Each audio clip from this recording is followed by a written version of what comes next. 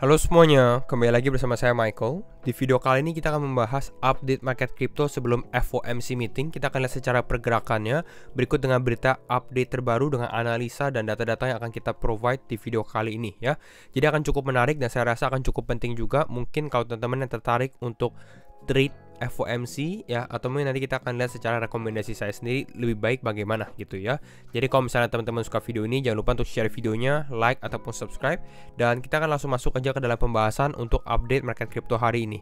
Dimana untuk video untuk hari ini market crypto relatif lebih hijau, tapi hijaunya nggak signifikan. Saya rasa ini pergerakan besar ini akan terjadi dalam beberapa jam ke depan. Ya, ini hanya naik sekitar 0,75%, Bitcoin naik 1,8%, Ethereum naik 0,2%, nggak terlalu signifikan sebenarnya. Kalau kita lihat selama 24 jam terakhir di sini, ada Kusama naik 5,5%, USDC, XRP juga mengalami kenaikan. Ya, kalau teman-teman melihat XRP ini kita sudah bahas beberapa kali dalam beberapa video terakhir ya, lagi booming gitu ya, lagi mengalami uptrend dan volume yang cukup besar. Litecoin naik 4,6%, Helium, Ravencoin, ada LDO, EOS dan lain-lainnya ya. Apakah ada yang koreksi di sini? Masih ada seperti Algorand, Chiliz, Cosmos, Terra Luna, SNX, Compound, Tezos. Tapi secara koreksi pun nggak signifikan sebenarnya, 2-4% saja ya. Langsung masuk ke Fear and Greed Index aja, di mana Fear and Greed Index ini di level 23, sama persis seperti kemarin, jadi nggak ada signifikan. Kita akan langsung membahas pembahasan FOMC. Kembali lagi, ini tinggal 3 jam 50 menit lagi ya. Kalau teman-teman yang nonton video ini mungkin setelah FOMC nanti bisa lihat pergerakannya sendiri bagaimana. Tapi ini bentar lagi, lalu akan ada pengumuman secara interest rate-nya atau suku bunganya itu berapa gitu ya. Apakah yang akan naik 75 basis point atau sekitar 0,75%. Sekarang probabilitasnya ini 82% gitu ya, 0,75%, atau naik 1%, 100 basis point, ini 18%. Ya, kenapa suku bunga penting? Suku bunga ini penting untuk mungkin secara rate savings gitu ya. Untuk teman-teman kalau misalnya savings itu kan penting suku bunga, maupun juga untuk pinjaman gitu ya. Kalau bisnis itu akan terdampak kalau misalnya suku bunganya makin lama makin besar gitu ya. Jadi banyak hal yang mempengaruhi faktor suku bunga maupun dengan inflasi dan lain-lainnya. Ya, ada beberapa hal yang kita coba analisa gitu ya. Beberapa hal ini, pertama kenaikan 75 basis point. Ya, ini sudah kita sempat bahas di video terakhir. Kalau naik 75 basis point, saya rasa sebenarnya respon market ini akan condong lebih positif gitu ya. Kenapa? Karena market ini fearful ya. Kalau kita lihat Bitcoin, kita Bitcoin di time frame 4 jam atau enggak di one day, kita close di sini. Kelihatan bahwa ini market lagi mengalami penurunan. Dan saya rasa sendiri ini secara harga udah price in, atau bisa dibilang market expect kemungkinan Federal Reserve ini naikin 75 basis point. Makanya ini sempat mengalami penurunan pada saat pengumuman CPI, namun saat ini konsolidasi. Jadi kalau misalnya ternyata 75 basis point yang benar-benar terjadi, ada kemungkinan ini untuk mengalami kenaikan dikarenakan ya secara ekspektasi sesuai dengan ekspektasi market, seperti itu. Ya, kembali lagi ini hanya analisa ya, bisa saja tiba-tiba market fluktuatif naik terus tiba-tiba langsung turun, itu juga bisa gitu ya. Lalu kalau 18% ini kan lebih karena naik 100 basis point. Nah, kalau naik 100 basis point ataupun 1% ini cenderung lebih negatif gitu ya. Jadi artinya ya kalau 100 basis point ekspektasi saya 90% ya kita akan mengalami downside atau penurunan tambahan seperti itu. Ya, satu lagi ekspektasinya sebenarnya kenaikan 50 basis point. Ini nggak ada 50 basis point. Kenapa? Karena mungkin ya dari secara CPI atau secara inflasi sebelumnya gitu ya, lebih tinggi gitu. Artinya kalau 50 basis point ini biasanya ekonomi sudah membaik, CPI sudah membaik, kita tidak akan terlalu agresif, istilah seperti itu. Tapi ternyata kan CPI ini masih cukup signifikan kenaikannya gitu ya, belum terlalu membaik. Jadi ya kemungkinan banyak yang melihat 70 basis point. Cuma kalau teman-teman lihat di sini di tanggal 2 November atau tanggal 14 Desember, kalau kita lihat di bawah sini masih ada beberapa probabilitas ya. Kita bisa lihat dari sini Desember ada 4 probabilitas gitu ya.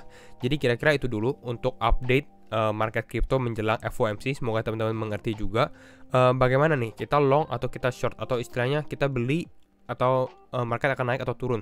Sebenarnya untuk jujur-jujuran aja nggak ada orang yang bisa memprediksi apa yang akan terjadi dalam market pada saat momen-momen seperti ini gitu ya. Ini lebih ke arah ya bisa dibilang seperti sedikit menebak gitu ya. Kita sudah ada analisa tapi kadang-kadang tetap aja market bisa naik lalu bisa mengalami penurunan besar gitu ya. Sangat-sangat fluktuatif sebenarnya ya.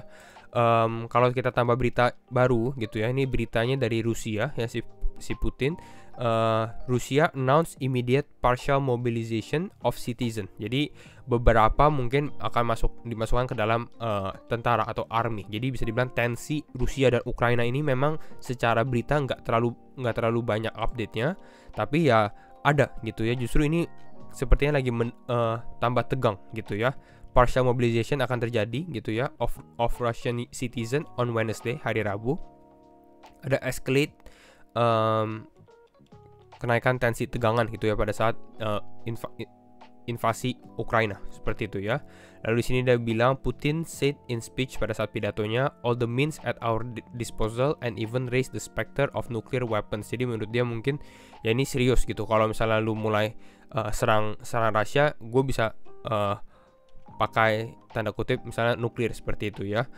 Tapi kembali lagi ini lebih ke arah geopolitik, kita juga tidak terlalu expert di bagian ini gitu ya. Tapi intinya adalah partial mobilization ini beberapa citizennya di sini tulisannya adalah the country will call up 300,000 reservists atau sekitar 300.000 troops atau tentara yang baru, seperti itu ya, untuk support ini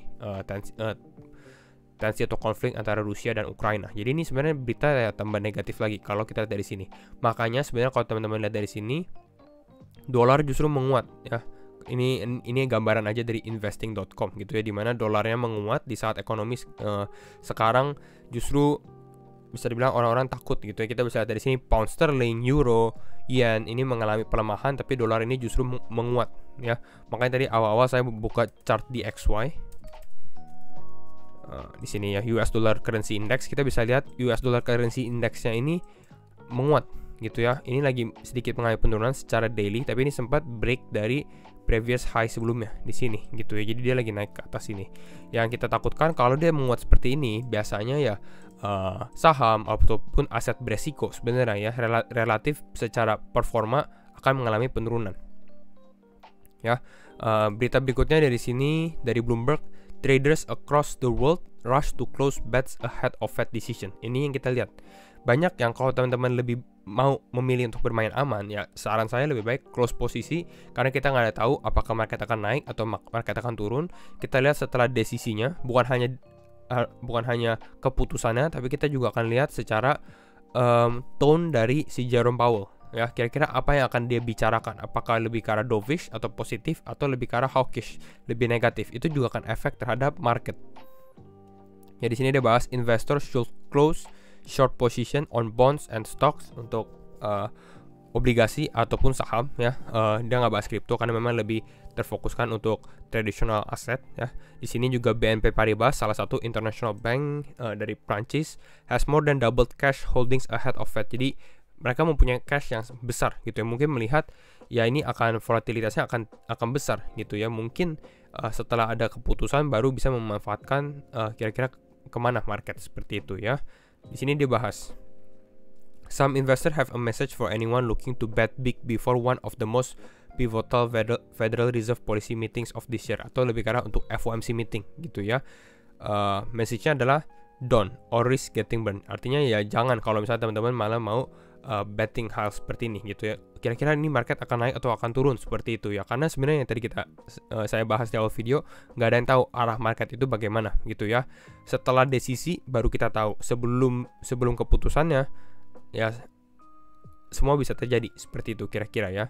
The next 24 hours ya, 24 jam ke depan ya. Sekarang ini tinggal tadi berapa? 3 jam ya. Tinggal 3 jam ya, akan menjadi hal yang penting dan sangat-sangat uncertain gitu ya.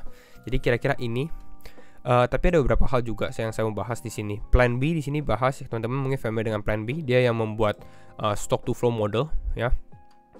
Di sini stock to flow modelnya, kita nggak bahas stock to flow modelnya, tapi dia membahas dengan followers 1,8 juta followers di Twitter. Dia bilang my first Bitcoin investment, investasi pertama Bitcoinnya dia itu di tahun 2015-2016 di sekitar $400 ya, di circle warna kuning ini. Yang kedua, my second investment itu di tahun 2018-2019 ya, di sini saat Bitcoin 4.000 dolar. Nah, yang menariknya apa? Yang menariknya di sini dia membahas my third investment is now, sekarang di level 20.000. Tapi Plan B ini bukan seorang trader. Kalau kita lihat dari tweetnya, dia bukan seorang trader ya. Jadi dia bukan time the market. Dia lihat, oke, ini secara stock to flow model udah mengalami penurunan, secara rainbow chart udah mengalami penurunan gitu ya. Beberapa hal udah lagi turun. Mungkin ini waktunya untuk dollar cost averaging di saat yang tepat, lagi di bear market. Mungkin Bitcoin bisa turun ke 15.000, 14.000, tapi di 20.000 ini kalau secara long term kita lihat, wah ini Bitcoin bisa ke 50.000 lagi, atau bahkan break all time high sebelumnya di 69.000. Itu udah untung beberapa kali lipat ya, ratusan persen seperti itu. Jadi ini yang lebih ke arah kalau teman-teman yang untuk jangka panjang, mulai dollar cost averaging nggak ada salahnya juga ya. Tapi kembali lagi ke time frame masing-masing teman-teman gitu ya. Nah, kita akan bahas Bitcoin aja. Bagaimana reaksi Bitcoin? Kembali lagi disclaimer on and do your own research, karena setiap keputusan tetap di tangan teman-teman. Sebenarnya tidak terlalu banyak yang kita bisa bahas juga. Kita sudah bahas secara teknikalnya mendetail itu kemarin. Untuk saat ini Bitcoin masih lebih ke arah konsolidasi gitu ya. Kemarin sempat naik sesuai dengan ekspektasi kita, dia naik ke level 19.600 lalu mengalami koreksi. Tapi dia nggak breakdown ya, kita bisa dari sini dia di level 18.000, 19.000 konsolidasi, lalu ini mulai mengalami kenaikan lagi nih menuju FOMC meeting. Sekarang di level 19.300-an.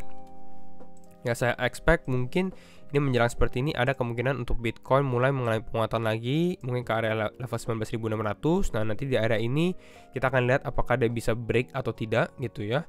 Tapi kembali lagi fokusnya sebenarnya lebih ke arah keputusannya dulu. Keputusannya apa, baru kita bisa lihat secara harganya Bitcoin gitu ya. Karena sebelum FOMC biasanya ya bisa dibilang ini fake out, bisa jadi naik gitu ya, naik tinggi, setelah keputusan langsung mengalami penurunan. Itu bisa terjadi juga gitu ya. Jadi lihat keputusannya, baru nextnya apa yang sebaiknya kita lakukan, seperti itu.